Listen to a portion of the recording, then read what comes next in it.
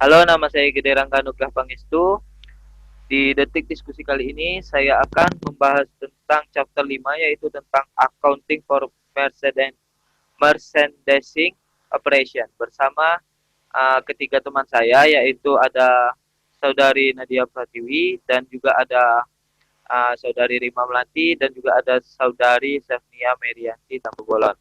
Nah, langsung saja saya mulai diskusi kita pada kesempatan kali ini. Saya langsung saja bertanya kepada saudari Nadia Pratiwi.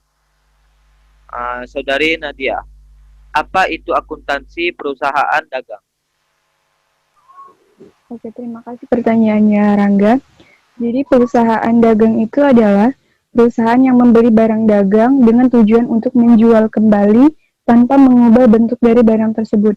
Jadi, sebuah perusahaan membeli barang yang siap dijual tanpa mengubahnya sedikit pun. Misal seperti dia membeli sembako kan, dia membeli beras, maka yang akan dijualnya kembali maka akan berbentuk beras seperti itu sendiri, belum diolah sama sekali gitu. Berarti itu maksudnya itu barang yang belum jadi ya? Barangnya itu sudah jadi, yang siap untuk dijual. Misalkan seperti yang saya contohkan tadi, seperti misal perusahaan itu membeli beras kan, jadi maka dia akan menjual beras itu kembali.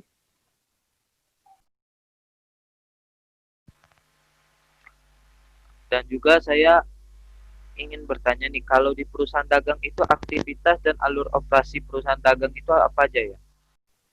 Oke, baik. Jadi aktivitas perusahaan dagang itu, perusahaan itu membeli kepada perusahaan grosiran seperti itu. Kemudian dijual kepada pengecer. Nah, baru sang pengecer tadi itu baru memberikannya kepada konsumen. Nah, di dalam perusahaan dagang itu kan banyak sekali istilah-istilah akuntansinya. Nah, apa saja sih istilah yang terdapat di akuntansi perusahaan dagang? Nah, istilah-istilah pada perusahaan dagang itu sendiri ada 6, Rangga. Yang pertama yaitu persediaan barang dagang awal atau beginning inventory. Nah, persediaan barang dagang ini merupakan total harga perolehan atas inventory setiap awal periode, yang mana nilainya ini didapat dari persediaan barang dagang akhir atau ending inventory. Yang kedua yaitu persediaan dagang akhir atau ending inventory. Nah, persediaan barang dagang akhir ini adalah total harga perolehan atas inventory yang belum terjual dalam satu periode. Yang ketiga yaitu biaya barang yang dibeli, cost of goods purchased. Biaya yang dibeli adalah total harga perolehan atas barang dagang yang dibeli dalam satu periode. Yang keempat, harga pokok penjualan atau cost of goods sold, yaitu total harga perolehan atas barang yang terjual untuk satu periode tertentu. Dan yang kelima, persediaan barang dagang yang siap dijual, merupakan yang total harga perolehan atas barang dagang yang tersedia untuk dijual selama satu periode. Dan yang terakhir yaitu penilaian persediaan atau inventory costing, adalah menemukan nilai inventory pada setiap akhir periode yang dilaporkan pada laporan posisi keuangan. Nah, saudari Adia. Nah, tadi kan sudah disebutkan istilah-istilah dalam perusahaan dagang. Nah, apakah istilah-istilah di dalam perusahaan dagang itu sama dengan uh, di dalam perusahaan jasa? Kalau berbeda, kenapa bisa berbeda begitu? Nah, pada perusahaan dagang ini sendiri itu dengan perusahaan jasa itu berbeda. Kalau di perusahaan dagang itu kan terdapat HPP kan, atau harga pokok penjualan. Karena pada perusahaan dagang ini kita itu membeli kemudian menjual kembali barang tersebut. Kalau di jasa itu tidak ada yang namanya HPP, Rangga. Jadi kita itu hanya memberikan jasa kepada konsumen kalau di perusahaan jasa.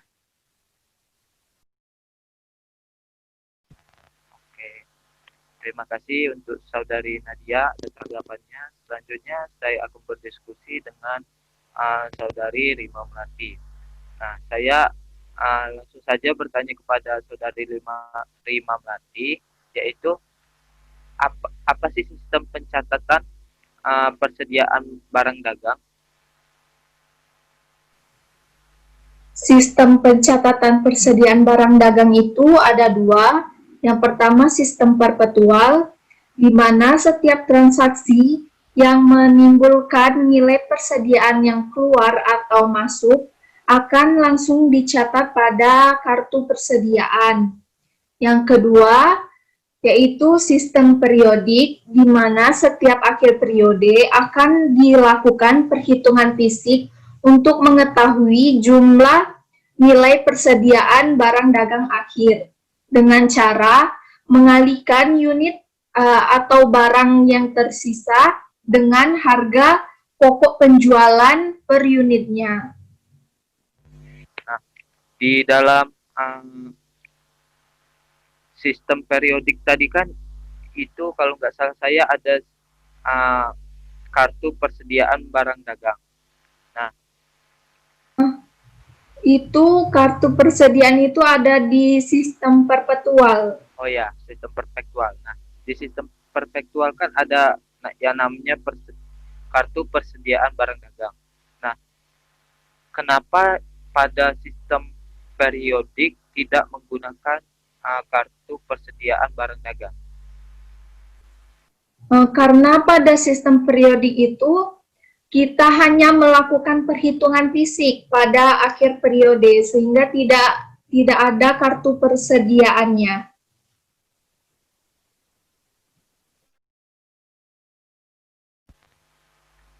Apakah di sistem perpetual itu boleh juga melakukan itu perhitungan fisik? Tentu saja boleh untuk melakukan perhitungan fisik karena jika kita belum yakin terhadap nilai yang tersedia di kartu persediaan, kita boleh melakukan perhitungan fisik. Nah, kalau kita melakukan perhitungan fisik itu kan kita menggunakan sistem perpetual misalnya. Kita melakukan perhitungan fisik juga dan punya juga kartu persediaan. Nah, itu yang kita gunakan kartu persediaan barang dagang atau perhitungan fisik yang kita lakukan. Jika terdapat perbedaan antara kartu persediaan dan perhitungan fisik, maka kita akan menggunakan yang perhitungan fisiknya.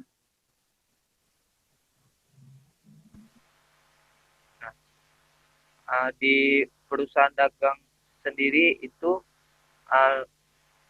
lebih dianjurkan menggunakan sistem periodik atau sistem perpetual atau boleh menggunakan keduanya? Kita boleh menggunakan keduanya, tergantung perusahaannya yang mau yang mana menggunakannya. Tetapi kalau di sistem perpetual itu lebih mudah ya, karena ada kartu persediaan sehingga nilai persediaan barang dagang kita itu akan selalu kita ketahui setiap saat dengan melihat kartu persediaan itu. Selanjutnya itu kan di perusahaan dagang itu kan ada yang namanya biaya pengiriman. Nah, apa saja sih biaya pengiriman di dalam perusahaan dagang? Untuk biaya pengiriman pada perusahaan dagang itu ada dua ketentuan. Yang pertama FOB shipping point, di mana biaya pengirimannya itu ditanggung oleh pembeli. Yang kedua FOB destination point, di mana biaya pengirimannya itu ditanggung oleh penjual. Nah, seperti di zaman sekarang kan di masa pandemi ini kan orang-orang kan banyak yang tidak ingin melakukan aktivitas di luar rumah.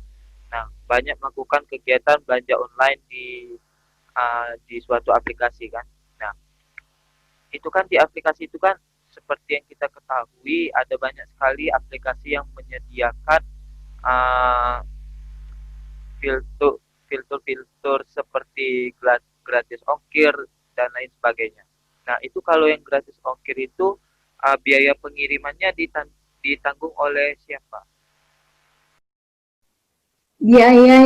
Biasanya untuk fitur gratis ongkir itu biasanya itu ada kerjasama antara pihak aplikasi dengan penjualnya. Misalnya penjual barang dengan aplikasi yang digunakan, misalnya itu Shopee ya, itu biasanya ada kerjasama. Jadi mungkin antara kedua penyedia itu yang menanggung biaya pengirimannya.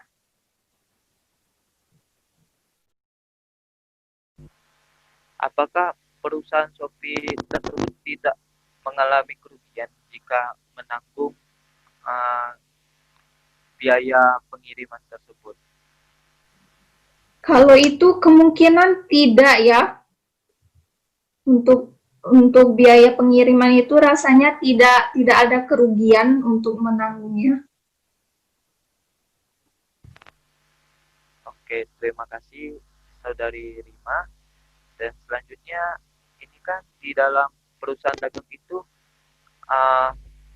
saya mendengar yang namanya jurnal khusus itu kan.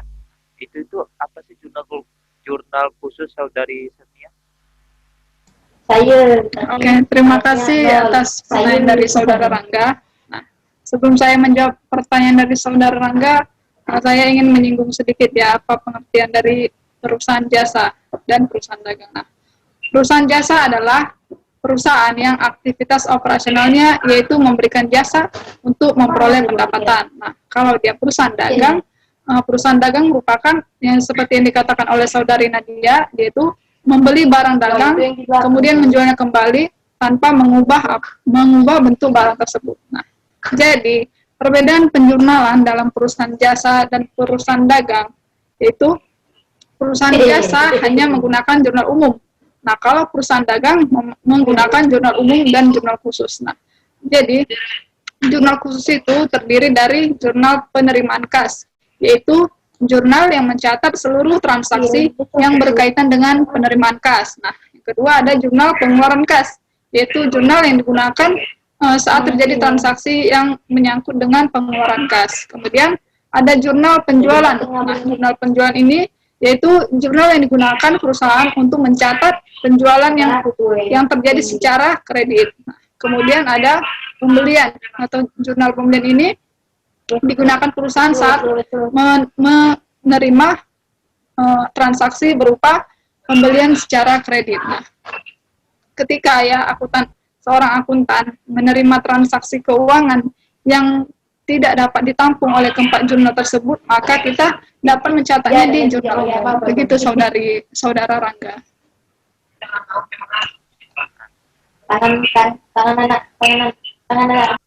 Akuntansi perusahaan dagang ini kenapa lebih diperlukan jurnal khusus?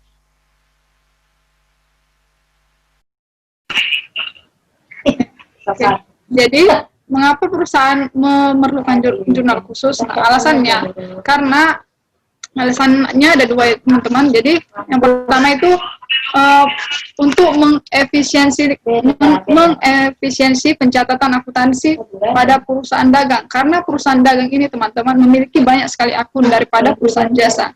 Nah, saat kita mencatat transaksi, kita langsung dapat mengkelompokkannya ke dalam jurnal khusus, sehingga pencatatannya tidak terlalu repot. Nah, alasan yang kedua yaitu meminimalkan resiko kesalahan, karena format jurnal yang dirancang pada jurnal khusus ini begitu terperinci ya teman-teman. Jadi menyajikan informasi ini secara detail tentang transaksi-transaksi yang dianggap penting oleh perusahaan. Begitu saudara. Berarti pada perusahaan jasa dan perusahaan dagang ini jurnalnya berbeda ya?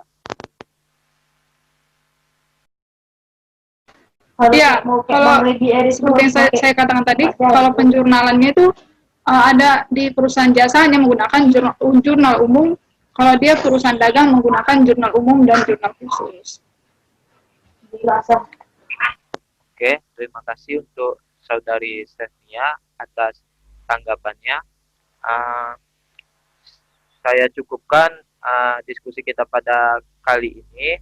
Semoga di kesempatan lainnya kita bisa bertemu dan bisa lebih aktif lagi dalam mendiskusikan tentang akuntansi. Sekian dan terima kasih.